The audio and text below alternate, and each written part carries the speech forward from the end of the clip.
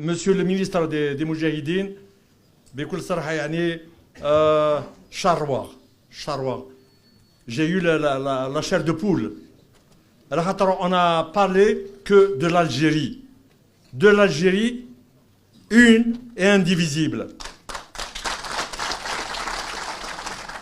Parce que la Hélène, les Moudjahidines, lorsqu'ils s'étaient levés pour combattre le colonialisme, ils l'ont fait uniquement pour libérer le pays.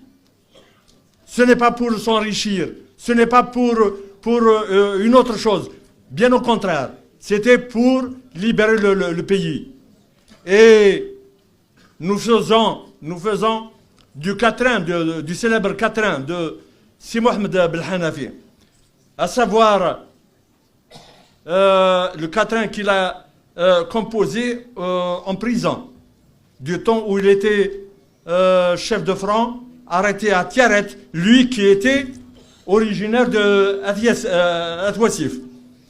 Eh bien, ça a été repris par un chanteur, un grand chanteur, à savoir Yidir.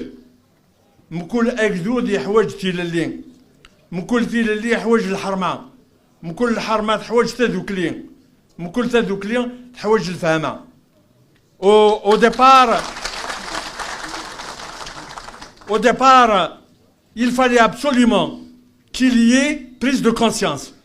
Et la prise de conscience a été faite en 26. Parce qu'avant 26, il y avait des insurrections de 1830 jusqu'à 1916, la dernière dans les Aurès. Il y a eu 105 insurrections, mais qui ont toutes échoué. Parce qu'on n'était pas unis, justement.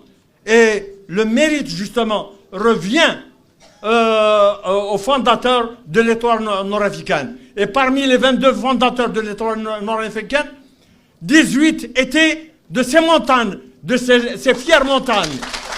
Il ne faut pas qu'on l'oublie. Parce que le gros des effectifs de l'immigration était composé des ruraux.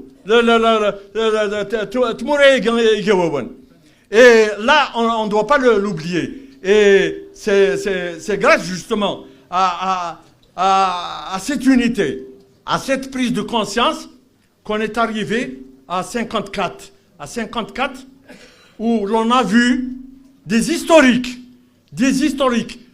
6 historiques de l'intérieur, 3 à l'extérieur, au Caire, prendre la décision historique de lancer le combat contre le colonialisme. Ce n'était pas un combat, une guerre de religion, c'était un combat de libération. Il faut qu'on se l'entende. Voilà, c'est... La vérité est têtue. La vérité est têtue. Même si on essaye de la noyer, elle finit toujours par redresser la tête. Et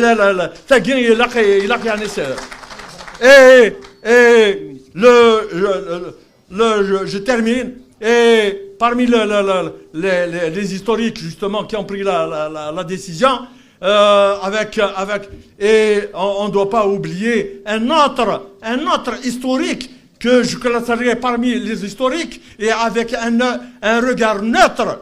Je dis bien avec un regard neutre et surtout franc.